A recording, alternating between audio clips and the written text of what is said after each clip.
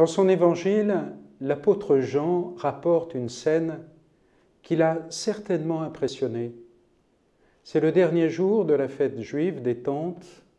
Jésus est là, debout, et solennellement il proclame « Si quelqu'un a soif, qu'il vienne à moi et qu'il boive, celui qui croit en moi. » 2000 ans après, cette parole vaut toujours pour tous les assoiffés de la terre, pour ceux que ne combleront jamais les idoles, nos idoles, le fric, le plaisir, la gloriole.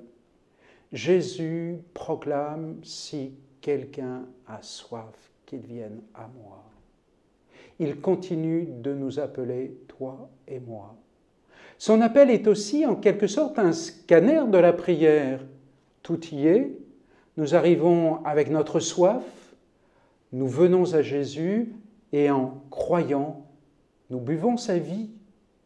Pas de prière donc sans passer par lui, ni demeurer avec lui. Thérèse d'Avila le fait avec une simplicité désarmante. Voici les conseils qu'elle donne. Puisque vous êtes seul, cherchez sans délai une compagnie. Mais quelle meilleure compagnie que celle du Maître qui nous a enseigné la prière? Représentez-vous notre Seigneur tout près de vous et voyez avec quel amour, quelle humilité il vous instruit. Croyez-moi, séparez-vous le moins possible d'un si excellent ami. Si vous prenez l'habitude de l'avoir près de vous, s'il voit que vous agissez ainsi par amour et que vous vous efforcez de lui plaire, vous ne pourrez plus, comme l'on dit, vous défaire de lui. Il ne vous abandonnera jamais. Il vous aidera dans toutes vos difficultés, vous le trouverez partout. Êtes-vous dans la joie? Considérez-le ressuscité. Sa seule vue au sortir du tombeau vous fera tressaillir d'allégresse. Quel éclat, quelle beauté! On dirait qu'il vient de la bataille et de la victoire. Il a conquis pour vous un royaume qu'il vous destine. Et il veut se donner à vous lui-même avec ce royaume. Eh bien, est-ce beaucoup faire que de jeter quelquefois les yeux sur celui dont l'amour vous réserve une telle couronne? Êtes-vous dans les tribulations ou dans la tristesse? Suivez-le au jardin de Gethsémani. Considérez avec quelle affliction son âme doit être plongée pour que lui, la patience même, avoue sa peine et s'en plaigne. Ou bien encore, considérez-le attaché à la colonne, accablé de souffrance, harcelé des uns, couvert de crachats par les autres, renié et abandonné par ses amis, réduit enfin à une si grande solitude. Ou bien voyez-le chargé de sa croix si pleine de larmes. Il oubliera ses douleurs pour consoler les vôtres, et cela uniquement parce que vous allez vous consoler avec lui et que vous tournez la tête de son côté pour le regarder. Texte superbe, non? Reprenons l'Évangile.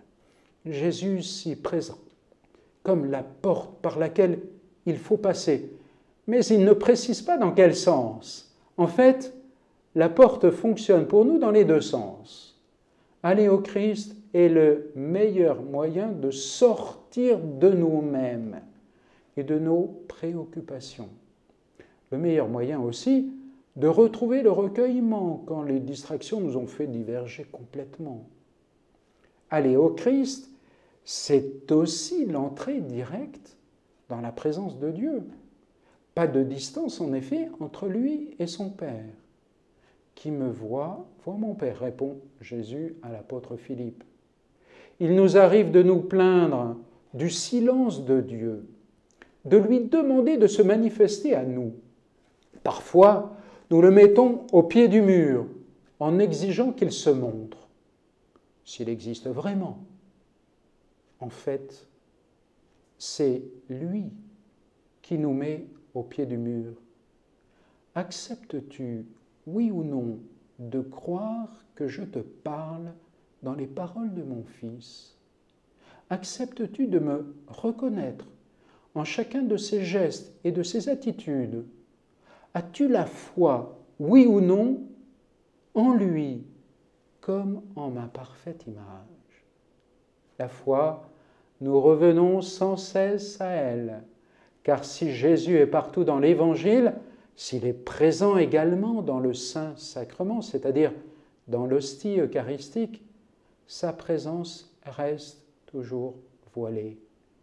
Une autre Thérèse, Thérèse de Lisieux, aussi appelée de l'Enfant Jésus, m'a bien aidé à en tirer profit. Voilà une femme qui est une virtuose de la prière, une sorte de professionnelle en quelque sorte. Et pourtant, lorsqu'elle raconte sa prière, le résultat est étonnant. Jésus se cache, il s'enveloppe de ténèbres, il ne veut pas que nous trouvions dans le repos sa présence adorable. Mais Thérèse ne s'étonne pas.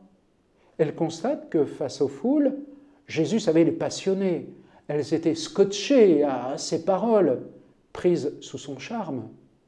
Mais à l'heure de l'épreuve, Jésus se tait, défiguré par sa passion, il n'a plus aucun attrait.